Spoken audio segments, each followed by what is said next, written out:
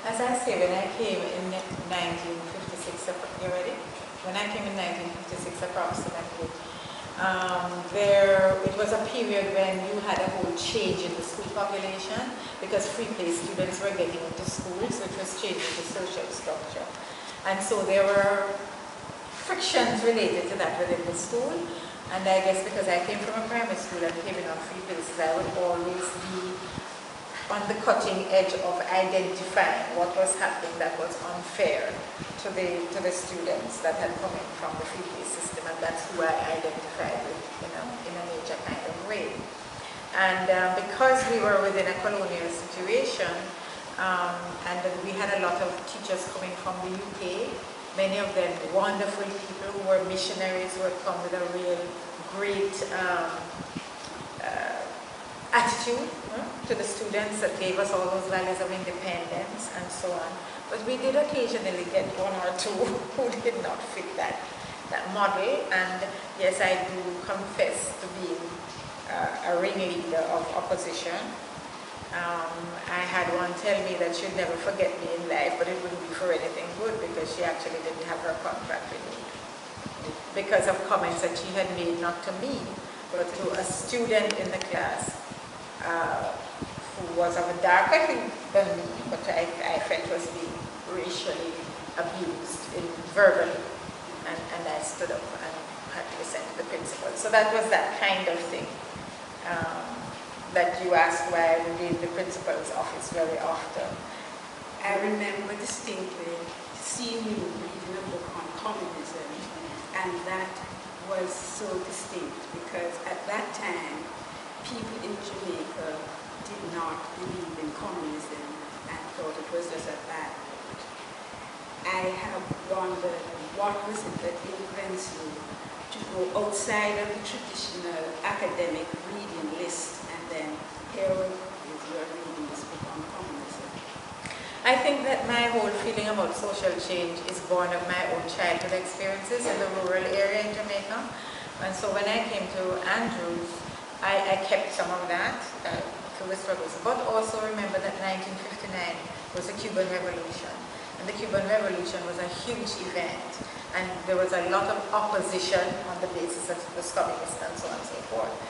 But I was interested in the fact that there was all this stuff going on in Cuba about education for everyone, housing for everything. So all I heard, what I mainly heard was, this was going to open up opportunities for a lot of people. So I couldn't understand why there was so much opposition to it. So this was why I started reading a lot, so that my views on it, I saw the opposition as opposition to ordinary people accessing benefits. It took many, many years for me to understand the complexities of all of that. I'm still a great defender of the Cuban process, despite I'm a critic as well, but I still think it's a great, courageous initiative.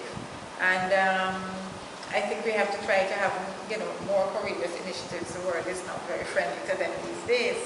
But that was my reading. I wanted to read about everything that was going to push things forward, especially for disadvantaged groups or the poor. And that has been really the direction of my life. How has St. Andrew High School prepared you for adulthood and prepared you for your career? Well, first of all, academically, it was a wonderful institution. We did have one or two teachers who having become a teacher myself, I would say were not of the best, but they were in the minority. Because they were great at what they knew, but they didn't know how to impart it very well. And that taught me a lot because I actually had a vocation for teaching and wanted to teach. So I learned at St. Andrew High School how the best of what a teacher could and should be, and one or two cases of what they should not be. Not that they were the worst, but things that could have been better. So from that point of view, it gave me the confidence that I could do that too. It gave me the ambition to be independent. I remember at one stage of my life, my mother saying to me, you like nice things, you better marry a rich man. And I laughed to myself because I thought, you must be stupid. I don't want to marry a rich man, I want my money for myself, right? So that kind of, I don't know where, but there was nothing in Andrews that suppressed that. it made you feel that you could achieve what you wanted to achieve, and it gave you the skills, the academic skills, the organizational skills, the opportunities to discuss. I remember our debating club. What's her name? Who just died? But we had teachers, you know. Gosh, how can her name have gone out of my mind? Tess Thomas.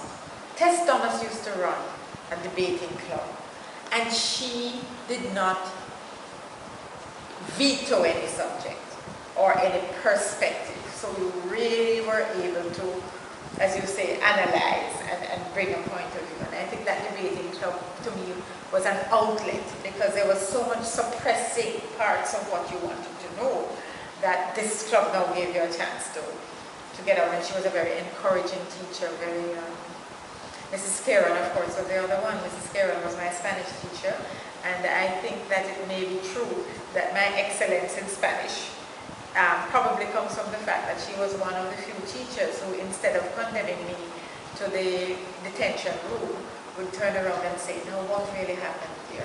Tell me what happened." And I carried that over into my own teaching practice. I think it is always important to hear the child's point of view. And sometimes I was right. Sometimes I wasn't always right. Sometimes I was just being a bit troublesome, maybe eating in the back of the geography class or something. But, there was some substance to what was happening there. Mrs. Kearon saw that potential, nurtured the Spanish, and I think I responded in that kind of way. So I became known as Mrs. Kearon's pet. But in actual fact, it was because I was performing very well. And I always tell people that one of the things that I remember in life is how she used to leave me her classes from the time I was in third form. If she was ever absent, she would say, "Joan will take the class."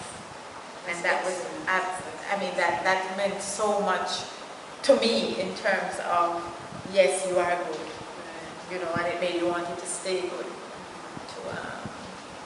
There are other reasons why I love Spanish too, but she made a great difference.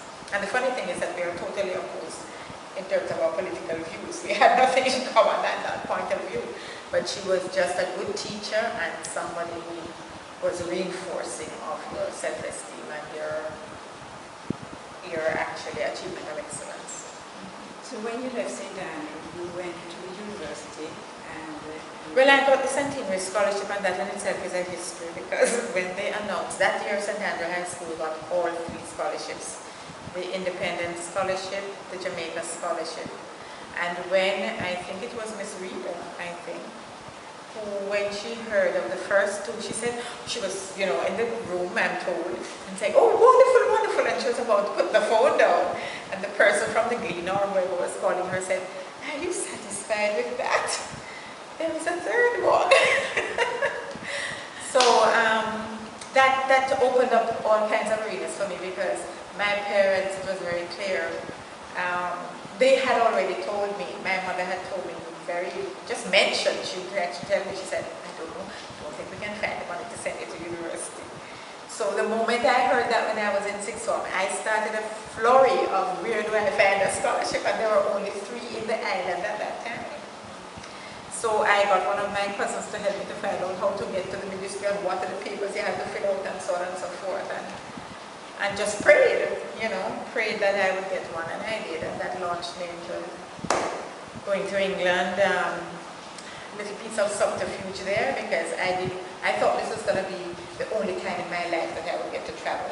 So I chose a combination of courses that they didn't have here, so I could get there. Then, of course, my entire life turned out to be a life of travel, but not by design. It was just that it just happened. Well, you do have another career apart from teaching, and I think that would be very interesting for us to hear about post-teaching career. Well, parallel to teaching, I was always active in organizations, whether to do with,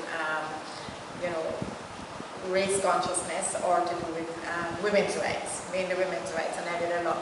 And also I was the president of a teachers union that challenged the JTA, the Jamaica Teachers Union. So I was active parallel to my teaching life. And eventually opportunities came up in that arena, which built a kind of career. I went to Barbados and I headed a policy development center for non-governmental organizations for 5 years, and then I